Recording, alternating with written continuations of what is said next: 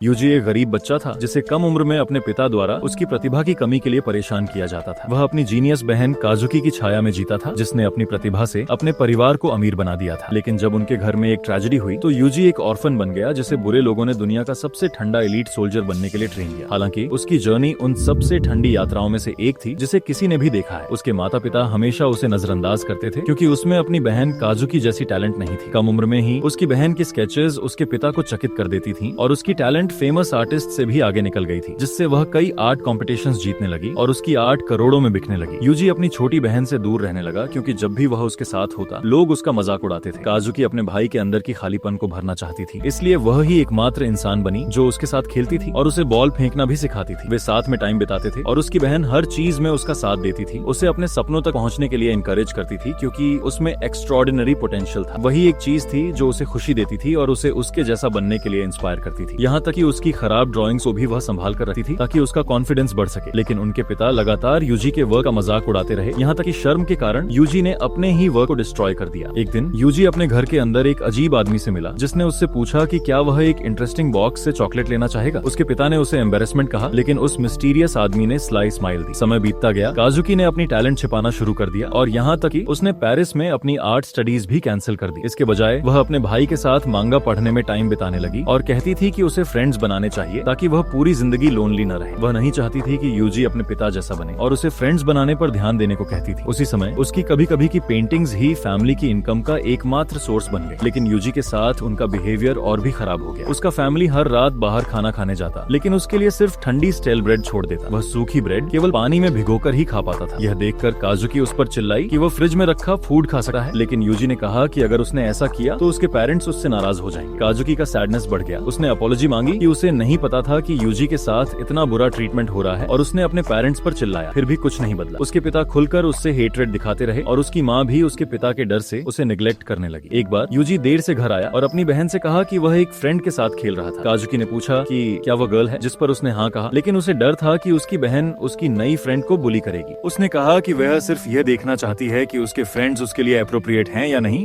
और वह उस पर गुस्सा हो गई कि वह हमेशा गर्ल्स से ही फ्रेंडशिप क्यों करता है। काजुकी की जेलसी बढ़ने लगी और उसने कहा कि उसे गर्ल से फ्रेंडशिप करने के लिए उसकी परमिशन लेनी होगी। यूजी मान गया और उसने उसका हैंड पकड़कर कहा कि वह एक दिन उसके लिए राइट गर्ल ढूंढेगी। उसी दिन बाद में काजुकी ने उससे पूछा कि क्या वह उसके साथ बात लेना चाहेगा जैसे नॉर्मल सिबलिंग्स करते हैं।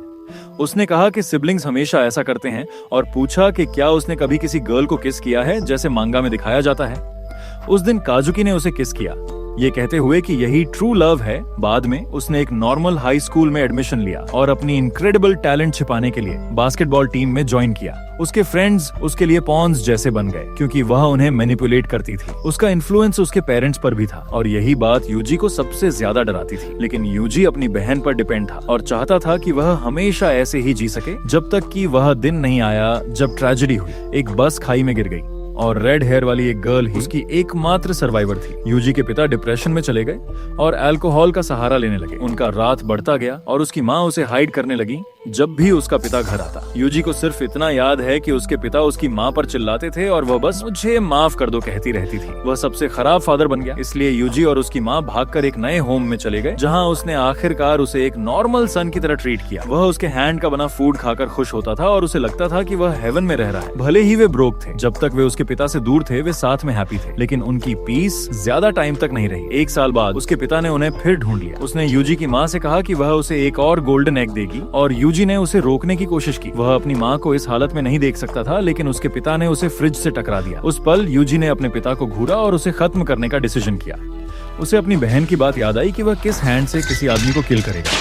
उसने अपनी माँ को कंफर्ट दिया और उसने पूछा कि इस बार उन्हें कितनी दूर रन करना चाहिए। उसने कहा कि पहले वह रन करे और वह बाद में उससे मिलेगी और उसे अपनी सारी सेविंग्स दे दी।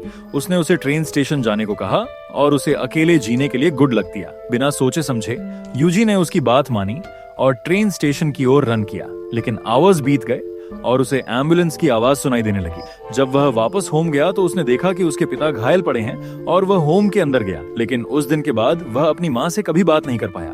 उसकी कॉन्शियसनेस धुंधली हो गई और बाद में वह हॉस्पिटल में जागा जहाँ उसकी माँ की एक नोट थी। उसने उससे फॉरगिवनेस मांगी, ये सोचते हुए कि उससे कहाँ गलती हुई और चाहती थी कि वह जीता रहे।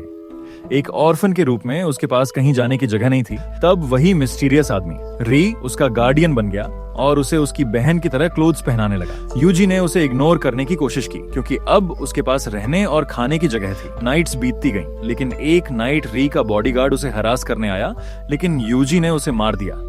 रे अंदर आया और यह देखकर सरप्राइज्ड हुआ कि यूजी ऐसा कर सका और उसे कंग्रेचुलेट किया कि उसने अपना डिफेंस किया। यूजी ने पूछा कि क्या वह मैड है। राय ने कहा कि वह उसे एक स्ट्रॉन्ग टूल बनाएगा और उसे अपने मिलिट्री कंपाउंड में ट्रेनिंग के लिए भेज दिया। उसके दिन दुनिया का सबसे ठंडा सोल्जर बनने में बीतने लगे और वह रे का फेवरेट प्यूपिल बन गया। लेकिन इससे बाकी किड्स उसे और बुली करने लगे। वहाँ केवल एक गर्ल थी जो उसके साथ अच्छा बिहेवियर करती थी, जिसका नाम मार्लिन था, जिसे अपने पास्ट की कोई मेमोरी नहीं थी। वह उसका ख्याल रखती थी और उसके लिए फूड बचा कर रखती थी और यूजी को लगा कि वह ही एकमात्र इंसान है जिस पर वह रिलाई कर सकता है। रे इस आइलैंड पर ओस्लो नाम से जाना जाता था और वह यूजी के साथ रियल नाइफ से ट्रेनिंग करता था।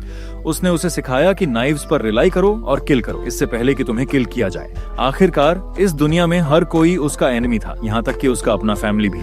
ओस्लो ने उसे यह मानने पर मजबूर कर दिया कि वही उसका एकमात्र एलाई है। फाइनल एग्जाम का दिन आया और उसका टेस्ट था सामने खड़े पर्सन को किल करना, लेकिन वह कोई और नहीं बल्कि मार्लेन ही थी। उसने उसका सामना करने की तैयारी की और उसकी ओर रन पड़ा, उसे पंच मारकर गिरा दिया। उसकी एगिलिटी उससे ज्यादा थी और उसके ब्लोज उसे गिरा देते थे। जब भी वह उठने की कोशिश करती वह उसे फिर से गिरा देता, लेकिन तभी उसके दिमाग में उसकी माँ पर उसके पिता द्वारा किए गए अत्याचार की मेमोरीज आने लगी। वह उस दिन की इमेजेस याद करने लगा और उसका माइंड टूटने लगा। मार्लिन ने इसका फायदा उठाया, उसे गिरा दिया और उसके ऊपर खड़ी होकर स्माइल करने लगी। उसने उसे पंच करना शुरू कर दिया और यूजी को लगा कि यह उसके सिन की सजा है कि उसने अपने पिता को किल किया। कुछ ही देर में यूजी हार गया और ओस्लो के लिए एक डिसअपॉइंटमेंट बन गया। जेल में मार्लिन उसके वॉन्ट्स का ट्रीटमेंट करने आई, रोते हुए उससे अपोलॉजी मांगते हुए कि वह उसे हर्ट नहीं करना चाहती थी। वह उसे फीड करने की कोशिश करती रही और वही एकमात्र थी जो उससे टॉक करती थी जब तक कि उसके ग्रेजुएशन का दिन नहीं आया। उसने उसे गुड बाय कहा और कहा कि वह फिर मिलेगी, लेकिन वह आखिरी बार था जब यूजी ने उसे देखा और उससे बात की। नर्स ने उसे सैड न्यूज दी और यूजी सोचने लगा कि अगर उसने उसे बीट किया होता तो शायद वह उसे सेव कर सकता था। ग्रेजुएशन के बाद यूजी ने अपना पहला असैसिनेशन मिशन लिया और एक मेड के डिस्गाइज में एक रिच मैन के रूम में घुस गया। जब वह आदमी डिस्ट्रैक्टेड था, यूजी ने अपना मिशन पूरा कर लिया। उसकी असैसिनेशन सक्सेसफुल होती रही जब तक कि एक दिन लॉ एनफोर्समेंट ने ओस्लो के होम पर अटैक नहीं कर दिया। उन्होंने रास्ते में आने वाले सभी लोगों को खत्म कर दिया और ओस्लो को लगभग कॉर्नर कर लिया। उन्हें एक अंडरग्राउंड पैसेज और एक स्टील डोर मिला जो उसे सेफ रखता था। उसे ब्लो करने के बाद